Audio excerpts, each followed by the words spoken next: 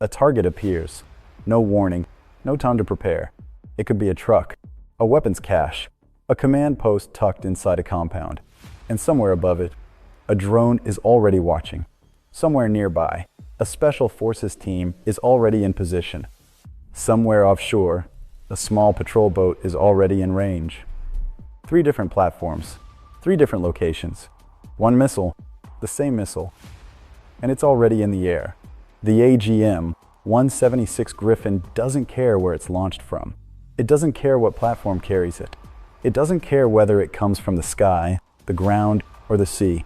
It just hits, and that changes how strikes are carried out forever. Most people have never heard of the Griffin. It doesn't have the fame of the Hellfire. It doesn't have the size of a JDAM. It doesn't get mentioned in headlines the way a Tomahawk does. But quiet weapons are often the most dangerous ones. The Griffin is a small, precision-guided missile, roughly 43 inches long, weighing around 33 pounds. Developed by Raytheon, built to be carried by platforms that can't handle the weight or size of traditional strike weapons. That's the first thing to understand. The military has always had a problem. Big missiles are powerful, but they're expensive, heavy, and slow to deploy. You need the right aircraft, the right ship, the right infrastructure. And by the time everything lines up, the target is gone. That's the first thing to understand. The military has always had a problem. Big missiles are powerful, but they're expensive, heavy, and slow to deploy. You need the right aircraft, the right ship, the right infrastructure. And by the time everything lines up, the target is gone. Griffin solves that problem differently. Instead of building one powerful missile for one powerful platform, Raytheon built one precise missile for every platform. Air, ground, sea, the same weapon. 3 completely different launch environments.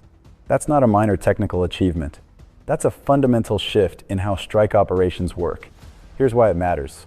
In modern warfare, windows close fast. A target that exists at 11:04 p.m. might be gone by 11:06. 2 minutes. That's all you get. Traditional strike planning wasn't built for that. It was built for the Cold War, for known targets, set coordinates, pre-planned strike packages. Griffin was built for the world we actually fight in. A world where threats are mobile, where timing is everything, where the closest asset, whatever it is, has to be able to respond.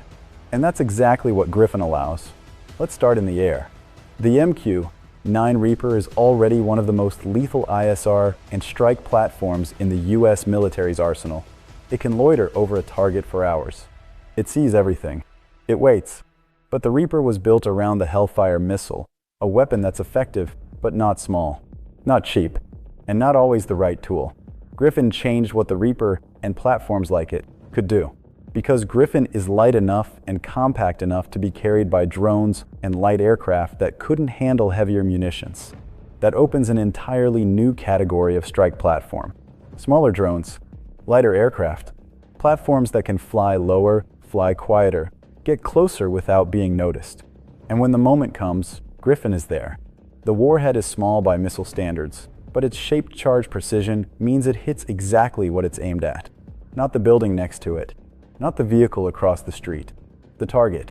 That matters enormously in complex environments, urban areas, areas with civilians nearby, situations where collateral damage isn't just a tragedy, it's a strategic failure. Griffin from the air is about reach without exposure. The platform stays safe. The operator stays distant. The missile travels the last mile. And it does it quietly, fast, without warning. Now bring it down to the ground. Special operations forces operate in environments where air support isn't always available, where calling in an airstrike takes too long, or isn't possible, or would reveal a position. They needed something they could carry themselves, something they could mount on a vehicle, set up quickly, fire accurately, and move on. Griffin gave them that. The ground-launched version can be mounted on light tactical vehicles, the kind of truck special forces already use. No heavy infrastructure. No complicated launch system. A small crew can set it up, acquire a target, and fire within minutes. This completely changes the calculus of close-range precision support. Before Griffin, the options were limited. You could call for air support and wait. You could use mortars or artillery, effective but imprecise and loud. You could engage directly at close range, which puts your people at risk. Griffin from the ground gives small teams a precision strike option. They control themselves. No waiting for an aircraft to arrive on station. No coordinating with a pilot over a radio. No delay. The team sees the target. The team takes the shot. The target is gone. And then the team moves. That kind of autonomous strike capability at the small unit level is not something enemies can easily plan around, because they don't know where it's coming from. They don't know what platform fired it. They don't know if the next one is already in the air. Now take it out to sea. The naval dimension of Griffin is the one that often gets overlooked, and it's arguably the most strategically interesting. Small patrol boats and coastal vessels are everywhere. They're fast, hard to track, and they can operate in shallow littoral environments where larger warships can't go. The problem has always been firepower. Small boats are small. They can't carry the weapons systems of a destroyer or a frigate. Until Griffin. A Griffin-equipped patrol boat is no longer just a scout. It's a strike platform, coastal defense, maritime interdiction, rapidly responding to threats along a shoreline or inside a strait. Think about what that means.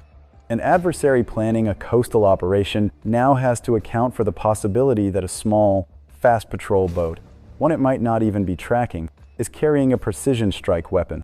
That unpredictability is a force multiplier in itself. Because uncertainty costs the enemy time and resources, they have to watch more targets. They have to plan for more contingencies. They have to account for a threat vector that didn't exist before. Griffin at sea doesn't just add firepower to small vessels. It adds ambiguity to every small vessel the enemy sees. And in warfare, ambiguity is power. Here's what makes Griffin genuinely different from almost everything in its class. It's not the biggest missile. It was never designed to be. It's not the fastest. It's not the most powerful. But it is one of the most flexible weapons systems ever fielded. And in the modern battle space, flexibility wins. Let's compare it to the traditional approach for a moment. Hellfire, effective, proven, heavy, requires specific platforms, costs around $115,000 per missile. A JDM-guided bomb, excellent precision, but you need an aircraft capable of carrying and dropping it. A Tomahawk cruise missile, extraordinary range and power, but launching one costs over $1 million and requires a ship or submarine. Griffin, lighter, cheaper, launchable from platforms that can't carry any of those other weapons. The cost matters more than people realize.